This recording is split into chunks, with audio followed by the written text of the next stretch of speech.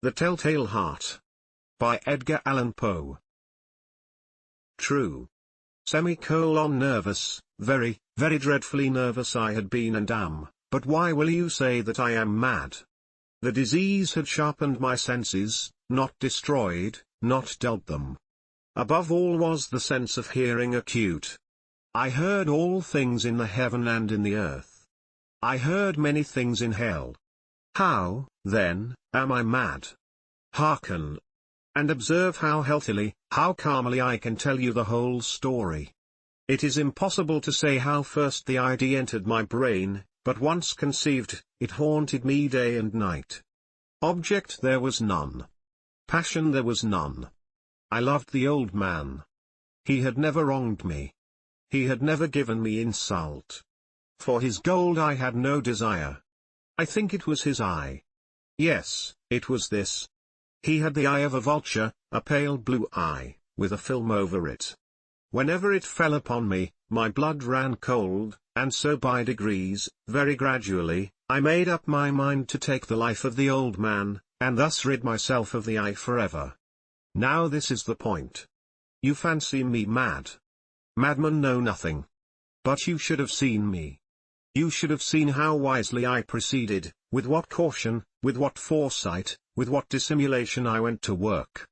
I was never kinder to the old man than during the whole week before I killed him. And every night, about midnight, I turned the latch of his door and opened it, oh, so gently.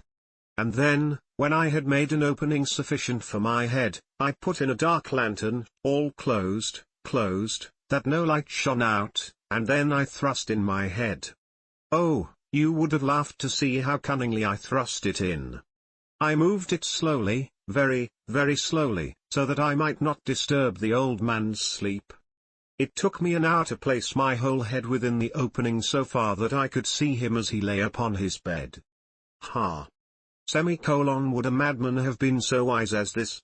And then, when my head was well in the room, I undid the lantern cautiously, oh, so cautiously, for the hinges creaked. I undid it just so much that a single thin ray fell upon the vulture eye. And this I did for 7 long nights, every night just at midnight, but I found the eye always closed, and so it was impossible to do the work, for it was not the old man who vexed me, but his evil eye.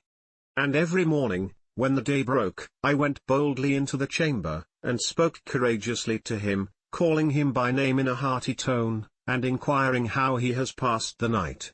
So you see he would have been a very profound old man, indeed, to suspect that every night, just at 12, I looked in upon him while he slept. Upon the 8th night I was more than usually cautious in opening the door. A watch's minute hand moves more quickly than did mine. Never before that night had I felt the extent of my own powers, of my sagacity. I could scarcely contain my feelings of triumph. To think that there I was, opening the door, little by little, and he not even to dream of my secret deeds or thoughts. I fairly chuckled at the idea, and perhaps he heard me, for he moved on the bed suddenly, as if startled. Now you may think that I drew back, but no. His room was as black as pitch with the thick darkness, for the shutters were close fastened, through fear of robbers, and so I knew that he could not see the opening of the door, and I kept pushing it on steadily. I had my head in, and was about to open the lantern, when my thumb slipped upon the tin fastening, and the old man sprang up in bed, crying out, "Who's there?" I kept quite still and said nothing. For a whole hour I did not move a muscle, and in the meantime I did not hear him lie down. He was still sitting up in the bed listening, just as I have done, night after night, hearkening to the death watches in the wall. Presently I heard a slight groan, and I knew it was the groan of mortal terror. It was not a groan of pain or of grief, oh, no. It was the low stifled sound that arises from the bottom of the soul when overcharged with awe. I knew the sound well. Many a night, just at midnight, when all the world slept, it has welled up from my own bosom, deepening, with its dreadful echo, the terrors that distracted me. I say I knew it well. I knew what the old man felt, and pitied him, although I chuckled at heart. I knew that he had been lying awake ever since the first slight noise, when he had turned in the bed. His fears had been ever since growing upon him. He had been trying to fancy them causeless, but could not. He had been saying to himself, "It is nothing but the wind in the chimney, it is only a mouse crossing the floor, or it is merely a cricket which has made a single chirp." Yes, he had been trying to comfort himself with these suppositions, but he had found all in vain. All in vain, because death, in approaching him, had stalked with his black shadow before him, and enveloped the victim. And it was the mournful influence of the unperceived shadow that caused him to feel, although he neither saw nor heard, to feel the presence of my head within the room. When I had waited a long time, very patiently, without hearing him lie down, I resolved to open a very, very little crevice in the lantern. So I opened it, you cannot imagine how stealthily, until, at length a simple dim ray, like the thread of the spider, shot from out the crevice and fell full upon the vulture eye. It was open, wide open, and I grew furious as I gazed upon it. I saw it with perfect distinctness, all a dull blue, with a hideous veil over it that chilled the very marrow in my bones, but I could see nothing else of the old man's face or person, for I had directed the ray as if by instinct, precisely upon the damned spot. And have I not told you that what you mistake for madness is but over-acuteness of the sense? Now, I say, there came to my ears a low, dull, quick sound, such as a watch makes when enveloped in cotton. I knew that sound well, too. It was the beating of the old man's heart. It increased my fury, as the beating of a drum stimulates the soldier into courage. But even yet I refrained and kept still. I scarcely breathed. I held the lantern motionless. I tried how steadily I could maintain the ray upon the eve. Meantime the hellish tattoo of the heart increased. It grew quicker and quicker, and louder every instant. The old man's terror must have been extreme. It grew louder, I say, louder every moment. Do you mark me well? I have told you that I am nervous, so I am. And now at the dead hour of the night, amid the dreadful silence of that old house, so strange a noise as this excited me to uncontrollable terror. Yet, for some minutes longer I refrained and stood still. But the beating grew louder. I thought the heart must burst. And now a new anxiety seized me, the sound would be heard by a neighbor. The old man's hour had come.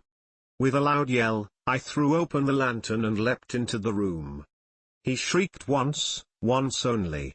In an instant I dragged him to the floor, and pulled the heavy bed over him. I then smiled gaily, to find the deed so far done. But, for many minutes, the heart beat on with a muffled sound. This, however, did not vex me, it would not be heard through the wall. At length it ceased. The old man was dead. I removed the bed and examined the corpse. Yes, he was stone dead. I placed my hand upon the heart and held it there many minutes. There was no pulsation. He was stone dead. His eye would trouble me no more.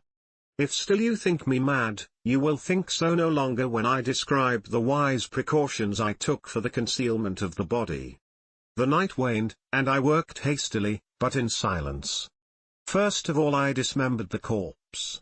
I cut off the head and the arms and the legs. I then took up 3 planks from the flooring of the chamber, and deposited all between the scantlings. I then replaced the boards so cleverly, so cunningly, that no human eye, not even his, could have detected anything wrong. There was nothing to wash out, no stain of any kind, no blood spot whatever. I had been too wary for that. A tub had caught all, ha! When I had made an end of these labors, it was 4 o'clock, still dark as midnight. As the bell sounded the hour, there came a knocking at the street door. I went down to open it with a light heart, for what had I now to fear? There entered 3 men, who introduced themselves, with perfect suavity, as officers of the police.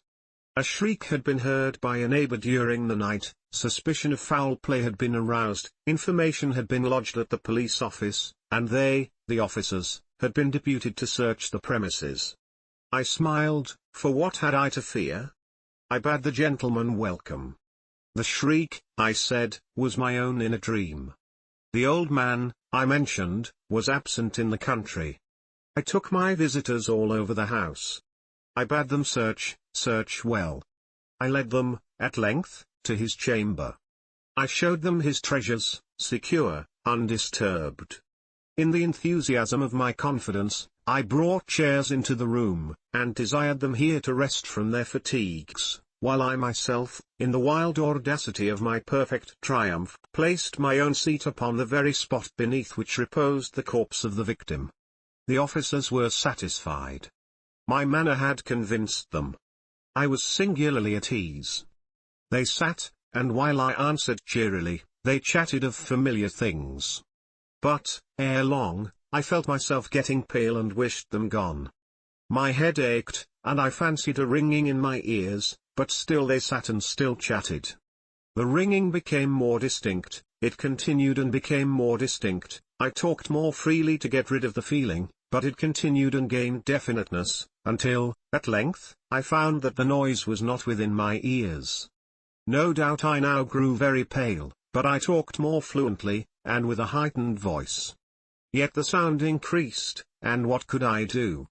It was a low, dull, quick sound, much such a sound as a watch makes when enveloped in cotton. I gasped for breath, and yet the officers heard it not. I talked more quickly, more vehemently, but the noise steadily increased. I arose and argued about trifles, in a high key and with violent gesticulations, but the noise steadily increased. Why would they not be gone? I paced the floor to and fro with heavy strides, as if excited to fury by the observations of the men, but the noise steadily increased. Oh God! What could I do? I foamed, I raved, I swore. I swung the chair upon which I had been sitting, and grated it upon the boards, but the noise arose over all and continually increased. It grew louder, louder, louder. And still the men chatted pleasantly, and smiled. Was it possible they heard not? Almighty God! No, no. They heard. They suspected. They knew. They were making a mockery of my horror. This I thought, and this I think. But anything was better than this agony. Anything was more tolerable than this derision. I could bear those hypocritical smiles no longer. I felt that I must scream or die. And now, again. Hark. Louder. Louder. Louder. Louder. Villains! I shrieked, dissemble no more. I admit the deed. Tear up the planks.